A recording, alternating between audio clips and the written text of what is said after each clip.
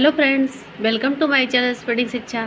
Friends, आज की इस वीडियो में हम जो आरपीएससी का एग्ज़ाम हुआ था सोशियोलॉजी का, तो उसके सेकंड पेपर को हम आज की इस वीडियो में सॉल्व करेंगे। ये एग्ज़ाम 30 मई 2024 को हुआ था। तो हमें इन लेटेस्ट एग्ज़ामों के पेपर को सॉल्व कर लेना इसलिए ज़रूरी है क्योंकि क्वेश्चन पेपर के पैटर्न भी अब बदल रहे हैं। तो इससे जो है हमें आगामी एग्ज़ाम के लिए आइडिया लग जाएगा कि किस तरीके के प्रश्न पत्र बन रहे हैं। तो ये सोशियोलॉजी का सेकंड पेपर है जो आरपीएससी असिस्टेंट प्रोफेसर का एग्ज़ाम हुआ था 30 मई को। तो उसके क्वेश्चन पेपर को आज हम 50 पेपर को कंप्लीट करेंगे। उसके बाद इसको 50-50 पेपर करके 150 क्वेश्चन है इसमें, तो हम लोग इसको कवर करेंगे। तो पहला क्वेश्चन है, निम्न में से कौन से सामाजिक अनुसंधान में क्षेत्रीय कार्य के पूर्व का हिस्सा नहीं है?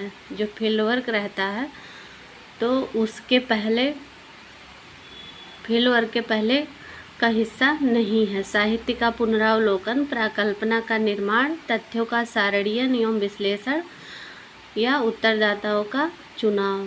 तो हमारा आंसर होगा ऑप्शन नंबर 3, तथ्यों का सारणीय एवं विश्लेषण। अगला क्वेश्चन है, शोध के लिए संभावित निदर्शन का उपयोग करने के लिए कौन सी परिस्थिति आवश्यक है? ये सारे आंसर की के अकॉर्डिंग ही दिए जा रहे हैं। तो अगला क्वेश्चन है, शोध के लिए संभावित निर्देशन का उपयोग करने के लिए कौन सी परिस्थिति आवश्यक है? समग्र के आकार की अनभिज्ञता, निर्देशन का गैर विशिष्ट आकार, अनुसंधानकर्ता की विषयपरक प्रवृत्ति, उत्तरदाताओं की संपूर्ण सूची। कौन सी परिस्थिति आवश्यक है संभावित निदर्शन का उपयोग करने के लिए? तो ऑप्शन नंबर 4, उत्तरदाताओं की संपूर्ण सूची।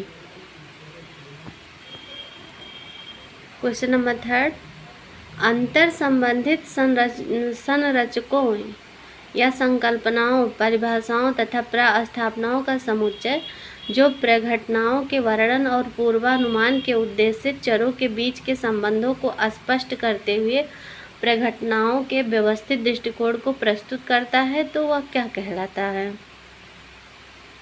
मॉडल कहलाता है, विचारधारा कहलाता है, सिद्धांत कहलाता है या पैराडाइम कहलाता है?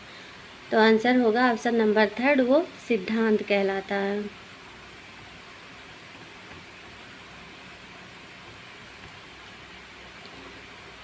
शोध के लिए अगला क्वेश्चन है, क्वेश्चन नंबर 4, शोध के लिए रूपरेखा ब्लूप्रिंट प्रदान करता है।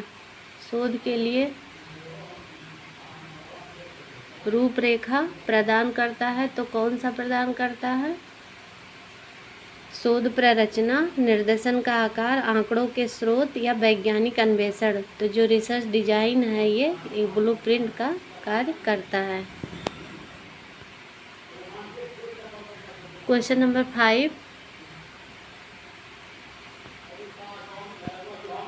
साक्षात्कार का वह प्रकार जो उत्तरदाता से बहुत ही कम सीधे प्रश्न पूछते हुए उन्हें उस प्रदत्त विषय पर बातचीत करने के लिए प्रोत्साहित करता है, तो क्या कहलाता है? वह कौन सा साक्षात्कार होता है जो उसमें रिसर्चर जो होता है वह उनको प्रोत्साहित करता है कि उस टॉपिक पर वो बात करें?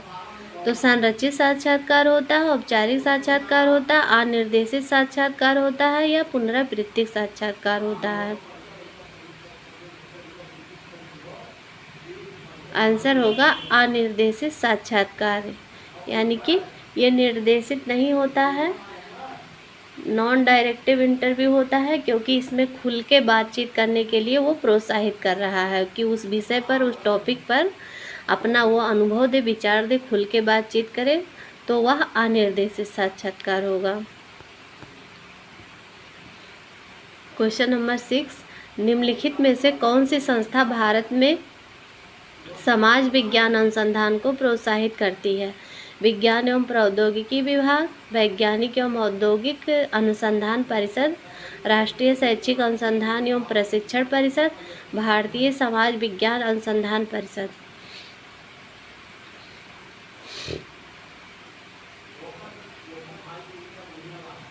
हमारा आंसर होगा भारतीय समाज विज्ञान अनुसंधान परिषद। क्वेश्चन नंबर 7,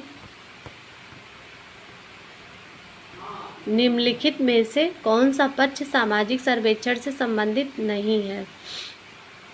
सामाजिक क्रिया, सामाजिक अभियांत्रिकी, सामाजिक सुधार, समाजशास्त्रीय अवधारणाएं। आंसर होगा समाजशास्त्रीय अवधारणाएं। क्वेश्चन नंबर 8, कोई भी शोध जिसकी प्रेरणा ज्ञान के लिए ज्ञान प्राप्त करना कहलाती है। कोई भी शोध जिसकी प्रेरणा ज्ञान के लिए ज्ञान प्राप्त करना है तो वह क्या कहलाता है? शुद्ध शोध, व्यवहारिक शोध, आदर्श शोध, क्रिया शोध। तो वह प्योर रिसर्च कहलाता है। क्वेश्चन नंबर 9,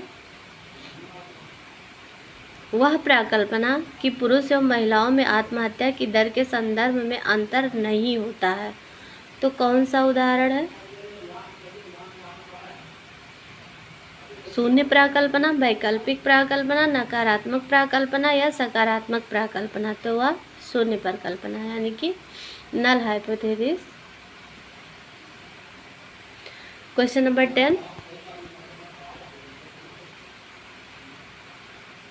शोध के उद्देश्य हेतु किसी दस्तावेज अथवा लिखित सामग्री की किन्हीं विशेषताओं के अध्ययन को कहते हैं?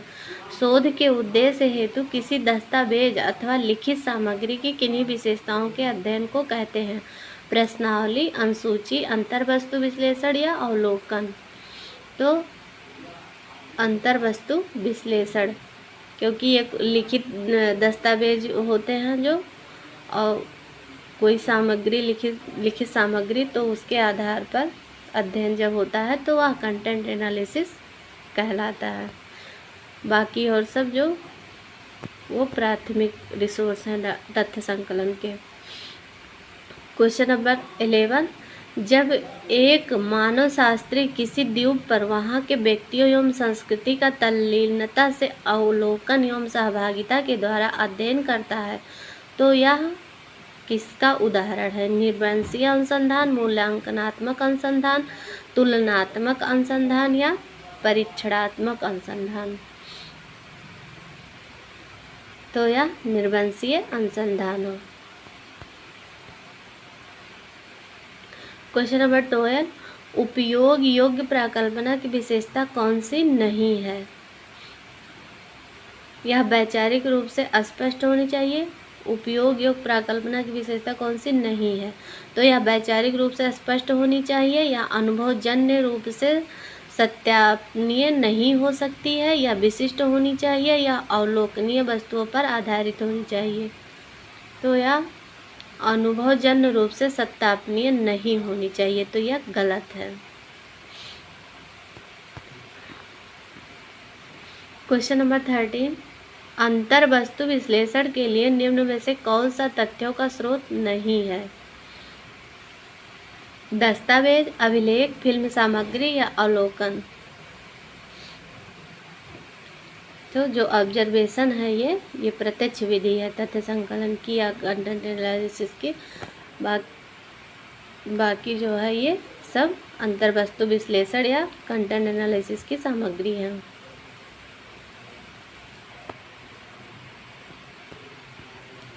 क्वेश्चन नंबर 14, कौन सा पैराडाइम मैक्स वेबर के उन कार्यों से संबंधित है जो मानव व्यवहार को समझने पर केंद्रित है? आलोचनात्मक पैराडाइम, व्याख्यात्मक पैराडाइम, प्रत्यक्षवादी पैराडाइम या आधुनिकतावादी पैराडाइम। तो यह व्याख्यात्मक पैराडाइम, इंटरप्रेटेटिव पैराडाइम है। क्वेश्चन नंबर 15, सिद्धांत के संदर्भ में क्या सही है? सिद्धांत के संदर्भ में क्या सही है? या अवलोकित वास्तविकता का अमूर्तीकरण है, यह सामाजिक घटनाओं को समझने में असफल है, यह कारणात्मक संबंध स्थापित करने में असफल है, यह असंबंधित क्रम विन्यासों का समुच्चय है। तो आंसर होगा यह अवलोकित वास्तविकता का अमूर्तीकरण है। यही हमारा आंसर है जो कि सिद्धांत से संबंधित है। क्वेश्चन नंबर 16, निम्नलिखित में से कौन सा एकल अध्ययन का लाभ या एडवांटेज है?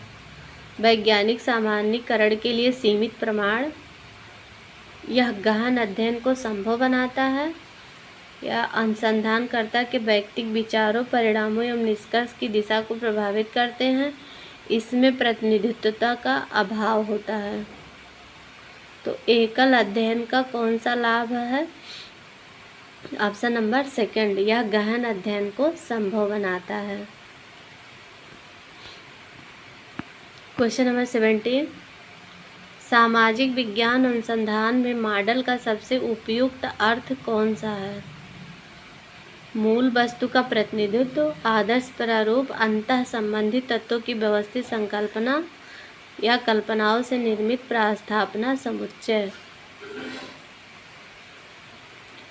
तो सामाजिक विज्ञान अनुसंधान में मॉडल का सबसे उपयुक्त अर्थ है अंतः संबंधित तत्वों की व्यवस्थित संकल्पना।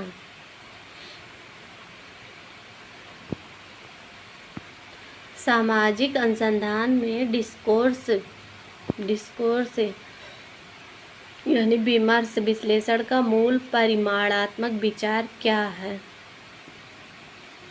परिमाणात्मक आंकड़ा विश्लेषण, प्रयोग में आने वाली भाषा के विश्लेषण पर जोर, सांस्कृतिक संदर्भ का बहिष्करण, पूर्व निर्धारित श्रेणियों का दृढ़ता से पालन।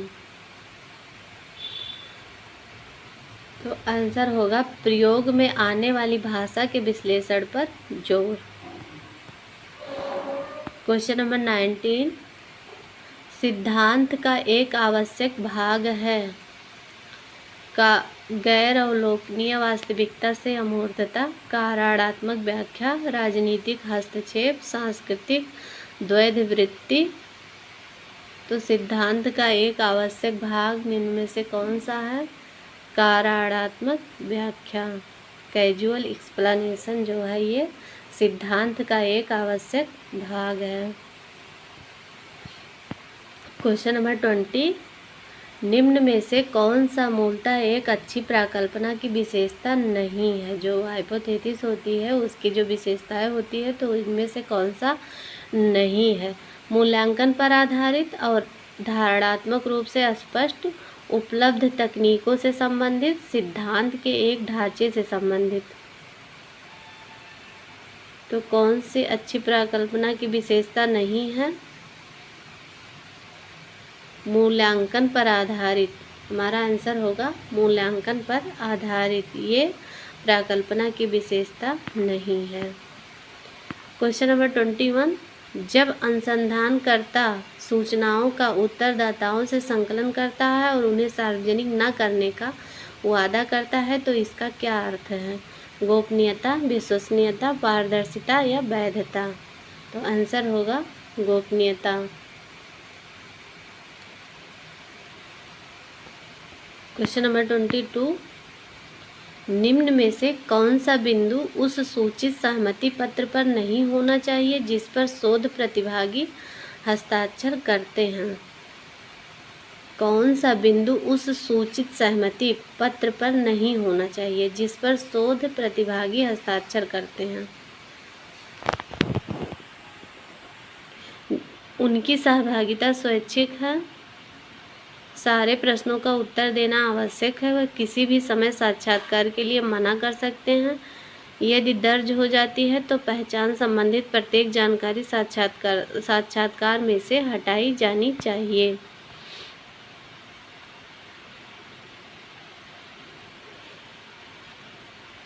तो सारे प्रश्नों का उत्तर देना आवश्यक है, यह जरूरी नहीं है कि सभी प्रश्नों का उत्तर जो साक्षात्कार में प्रतिभाग करते हैं तो ये ज़रूरी नहीं है कि सभी प्रश्नों के वो उत्तर दें। हाँ,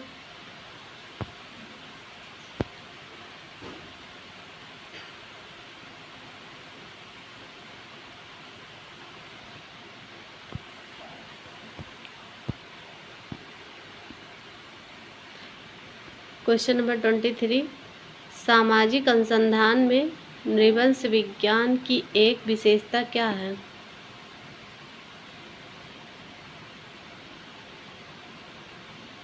प्रायोगिक डिजाइन, प्रतिनिध्यात्मक विश्लेषण, अध्ययन समूह की संस्कृति पर विशेष ध्यान, सर्वेक्षण प्रशासन। तो नृवंश विज्ञान की एक विशेषता है कि अध्ययन समूह की संस्कृति पर विशेष ध्यान देना आवश्यक है। जिसका वह व्यक्ति अध्ययन कर रहा है उस ग्रुप की जो कल्चर है उस पर विशेष ध्यान देना आवश्यक है। नृवंश विज्ञान एथनोग्राफी सोशल रिसर्च है, तो उसमें अध्ययन समूह की संस्कृति पर विशेष ध्यान देना आवश्यक है। क्वेश्चन नंबर 24, किस पैराडाइम का मानना है कि ज्ञान सिर्फ ऐन्द्रिक अनुभव से प्राप्त हो सकता है?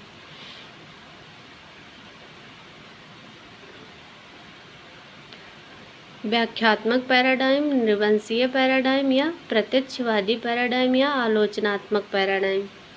तो इसका आंसर जो है आंसर की में प्रत्यक्षवादी पैराडाइम माना गया है, लेकिन हमें ऑप्शन नंबर सेकंड लगता है, निर्वंशीय पैराडाइम, जो कि ऐन्द्रिक अनुभव से प्राप्त हो सकता है। ऐन्द्रिक अनुभव से प्राप्त हो सकता है, तो पर ये आंसर की में प्रत्यक्षवादी पैराडाइम ही दिया गया है। क्वेश्चन नंबर 25, किसको साक्षात्कार पद्धति की सीमा कहा जा सकता है? उचित व्याख्या, वैधता की जांच, पहचान के डर से गलत जानकारी, प्रश्नों के संदर्भ में नियंत्रण रखना संभव है। तो साक्षात्कार पद्धति की सीमा कहा जा सकता है।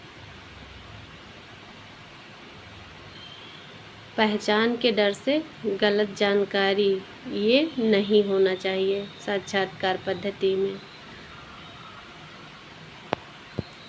क्वेश्चन नंबर 26, उन प्रश्नों के एक समूह का नाम है जो साक्षात्कारकर्ता द्वारा किसी दूसरे व्यक्ति से आमने सामने की स्थिति में पूछे और भरे जाते हैं। उन प्रश्नों के एक समूह का नाम है जो साक्षात्कारकर्ता द्वारा किसी दूसरे व्यक्ति से आमने सामने की स्थिति में पूछे एवं भरे जाते हैं। तो कोडिंग, प्रश्नावली, अवलोकन या साक्षात्कार अनुसूची। तो जो ये साक्षात्कार अनुसूची है, ये रिसर्चर जो है जिनसे प्रश्न पूछता है उत्तरदाताओं के सामने ही पूछता है और उसमें आंसर को भरता है। क्वेश्चन नंबर 27, तथ्य संकलन के किस विधि में को बर्गेस ने सामाजिक सूक्ष्मदर्शी संदर्भित किया है? अवलोकन विधि, साक्षात्कार विधि, एकल अध्ययन विधि या अनुसूची विधि? तो हमारा आंसर होगा एकल अध्ययन विधि। क्वेश्चन नंबर 28, अध्ययनों के किस क्षेत्र में सामाजिक अनुसंधान का उपागम जीवंत अनुभव, पुस्तकीय विषय वस्तु अथवा डिस्कोर्सेज एवं सामाजिक संदर्भों के मध्य की अंतः संबद्धता पर केंद्रित है? सांस्कृतिक अध्ययन, विकास अध्ययन, विमर्श अध्ययन या डिकंस्ट्रक्शन अध्ययन? तो हमारा आंसर होगा सांस्कृतिक अध्ययन।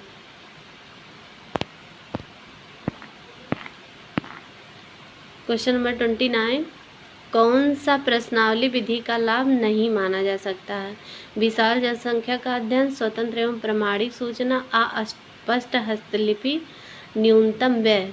तो आंसर होगा अस्पष्ट हस्तलिपि। क्वेश्चन नंबर 30, समाजशास्त्रीय विश्लेषण के किसी क्षेत्र के संहिताकरण के लिए एक उपकरण को संदर्भित करने के लिए पैराडाइम रूप निर्देशन का उपयोग किसने किया? Karl Popper, Karl Marx, J S. Mill या आर.के. मर्टन? तो हमारा आंसर होगा R K. Merton. Question number 31, M N. Srinivas ने अपनी किस पुस्तक में संस्कृतिकरण तथा विस्तार की अवधारणाओं को रखा है? माई बड़ोदरा days, the remembered village, social change in modern India, religion and society among the Coorg of South India? तो आंसर होगा religion and society among the Coorg of South India में इन्होंने संस्कृतिकरण तथा विस्तार की अवधारणाओं को रखा है। क्वेश्चन नंबर 32, कौन सा असंभाविता निर्देशन का एक प्रकार है जो नॉन प्रोबेबिलिटी है, नॉन प्रोबेबिलिटी सैम्पलिंग, तो उसका कौन सा प्रकार है निम्न में से? अभ्यंश या कोटा निर्देशन, अस्तरित निर्देशन, दैव निर्देशन या क्षेत्रीय निर्देशन? तो आंसर होगा कोटा निर्देशन। कोटा निर्देशन। क्वेश्चन नंबर 33, समीरपेट गांव के अध्ययन के लिए एस.सी. दुबे ने किस अध्ययन पद्धति का प्रयोग किया? संरचनात्मक प्रकारात्मक पद्धति, पुस्तकीय पद्धति, द्वंद्वात्मक ऐतिहासिक पद्धति या सभ्यता मूलक पद्धति? तो संरचनात्मक प्रकारात्मक पद्धति। क्वेश्चन नंबर 34, निम्न में से कौन सी कृति आंद्रे वेते की नहीं है? Studies in agrarian social structure, inequality among man, society and politics in India, Indian villages? तो कौन सी नहीं है? Option number 4, Indian villages. Question number 35, निम्न में से किस समाजशास्त्री ने जाति को धार्मिक कर्मकांड पर आधारित समुदाय कहा है? आंद्रे वेते, Louis Dumont, D P. Mukherjee, A R. Desai? Answer होगा आंद्रे वेते। उस समाजशास्त्री का नाम बताइए जिसने तंजौर गांव का अध्ययन किया है? तो बी.आर. चौहान या मैन श्रीनिवास, आंद्रे वेते या एस.सी. दुबे? आंसर होगा आंद्रे वेते। Question number 37,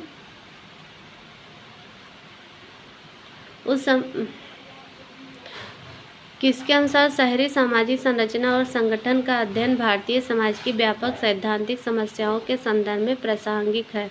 Victor D'Souza, M S A. Rao, Jaipal Singh, RS. Sandhu? तो हमारा आंसर होगा M S A. Rao. Question number 38, Ranjit गुहा और उनके भारतीय तथा विदेशी इतिहासकार सहयोगियों द्वारा जनजातीय या किसान आंदोलनों के अध्ययन के लिए प्रतिपादित निम्नलिखित में से कौन सा आलोचनात्मक दृष्टिकोण भारतीय इतिहास में निभाई गई अभिजात्य राजनीति के मुकाबले जनता की राजनीति की भूमिका पर प्रकाश डालकर संतुलन पुनर्स्थापित करने का प्रयास करता है? तो जनजातीय इतिहास लेखन या कृषक इतिहास लेखन या अधीनस्थ समूह इतिहास लेखन या अभिजात इतिहास लेखन? तो आंसर होगा अधीनस्थ, यानी सब अल्टर्न का जो प्रोस्पेक्ट दिया था, अप्रोच जो सब अल्टर्न का जो अप्रोच है, तो ये भारत में रणजीत गुहा के द्वारा ही शुरू किया गया था।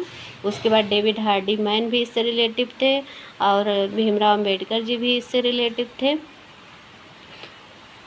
तो अधीनस्थ समूह इतिहास लेखन ये हमारा आंसर होगा। क्वेश्चन नंबर 39, आंद्रे वेते ने मानव शास्त्र और समाजशास्त्र के मध्य संबंधों की चर्चा सबसे पहले अपनी किस पुस्तक में की है? मानव शास्त्र और समाजशास्त्र के मध्य संबंधों की चर्चा एथनोग्राफी और सोशियोलॉजी के बीच इन्होंने किस पुस्तक में संबंधों को दर्शाया है? तो society and politics in India, 6 essays in comparative sociology, antinomies of society, ideologies and intellectuals? Answer होगा 6 essays in comparative sociology. Question number 40, पारंपरिक भारत में नगरवाद तथा नगरीकरण के संदर्भ में किसने तर्क दिया कि शहर और गांव निरंतरता और संगठनात्मक मतभेदों के साथ सभ्यता प्रक्रिया का एक हिस्सा बने? नगरवाद तथा नगरीकरण के संदर्भ में शहर और गांव निरंतरता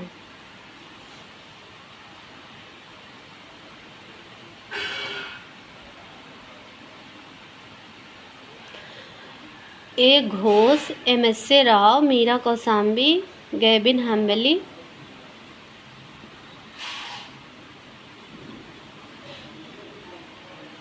आंसर होगा option number 2, M S A. Rao. M S A. Rao से आरपीएससी एग्जाम में काफ़ी क्वेश्चन बनते हैं, तो एम.एस.ए. राव को काफ़ी अच्छे से पढ़ना ज़रूरी है। क्वेश्चन नंबर 41, किसके मतानुसार भारत के नगरवाद ने मूलतः 3 सभ्यताओं के द्वारा आकार ग्रहण किया है? हिंदू, मुस्लिम एवं ईसाई। तो नगरवाद ने मूलतः 3 सभ्यताओं के द्वारा आकार ग्रहण किया है, जिसमें हिंदू, मुस्लिम एवं ईसाई है। तो यह किसने बताया है, किसने कहा है? हमारा आंसर होगा option number 3 MS Rao. Question number 42, निम्नलिखित में से कौन सी जनजातीय समूह की जनसंख्या भारत की सन 2011 की जनगणना के अनुसार सबसे अधिक है? ओरांव, संथाल, भील, गोंड। तो सबसे अधिक भील की जनसंख्या है 2011 के अकॉर्डिंग। क्वेश्चन नंबर 43, निम्नलिखित में से किसका यह मानना है कि भारत में शहरीकरण की प्रक्रिया जटिल है?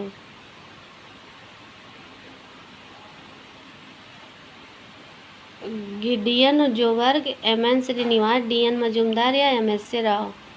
तो भारत में शहरीकरण की प्रक्रिया जटिल है, यह MS राव का कहना है। क्वेश्चन नंबर 44, किसने भारत के 3 औपनिवेशिक बंदरगाह नगरों की शहरी आकृति विज्ञान का अध्ययन किया? Meera Kosambi, Edward C. Dimock, Kevin Hambly, Victor S. D'Souza. Answer होगा मीरा कौसाम्बी। क्वेश्चन नंबर 45, कौन सी विशेषता SC दुबे द्वारा विवेचित ग्रामीण एवं नगरीय संदर्भों में परंपराओं के 6 चरणीय वर्गीकरण का भाग नहीं है? जो इन्होंने पंच परंपरा सूत्र दिया था तो उसमें 6 चरणों की बात बताई थी, तो उसमें से कौन सा नहीं है? गैर साक्षर परंपराएं, पश्चिमी परंपराएं, उप सांस्कृतिक परंपराएं, शास्त्रीय परंपराएं। तो गैर साक्षर परंपराओं की बात इन्होंने नहीं की थी। Question number 46, economic development, social structure and population growth पुस्तक के लेखक कौन हैं?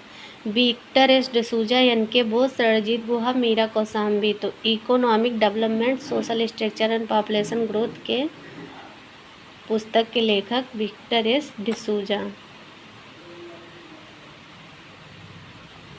किसने पश्चिमी भारत के भीलों पर सर्वेक्षण और अध्ययन किया? क्वेश्चन नंबर 47, किसने पश्चिमी भारत के भीलों पर सर्वेक्षण और अध्ययन किया है? LP विद्यार्थी, BK राय, SL दोषी या YS सिसोदिया। तो SL दोषी ने पश्चिमी भारत के भीलों पर सर्वेक्षण का और अध्ययन किया। क्वेश्चन नंबर 48, यह किसका मत है कि जनजाति शब्द ना तो समाजशास्त्रीय श्रेणी है और न मानवशास्त्रीय? एक श्रेणी के रूप में यह कुछ लोगों के द्वारा कुछ अन्य लोगों के शोषण एवं हाशियाकरण के इतिहास का उत्पाद है। तो S. चानना मित्रा, BK गांगुली, AK घोष या BB चौधरी। तो S. चानना मित्रा। क्वेश्चन नंबर 49, निम्नलिखित में से कौन wheels between societal self awareness and cultural synthesis के लेखक हैं? SL दोषी, SL शर्मा, SK लाल, OP शर्मा। आंसर होगा SL दोषी। क्वेश्चन नंबर 50, गांव में सामाजिक परिवर्तन पर नगरीय प्रभाव के अध्ययन हेतु MS राव ने निम्नलिखित में से किस गांव का अध्ययन किया है? तो MS राव ने मोहाना गांव का, यादवपुर का, विशालपुर का या कोंकण का। तो इन्होंने यादवपुर का अध्ययन किया था MS राव ने। तो फ्रेंड्स, इसी के साथ आज की वीडियो को हम समाप्त करना चाहेंगे। बाकी के 50 क्वेश्चन हम नेक्स्ट वीडियो में कवर करेंगे।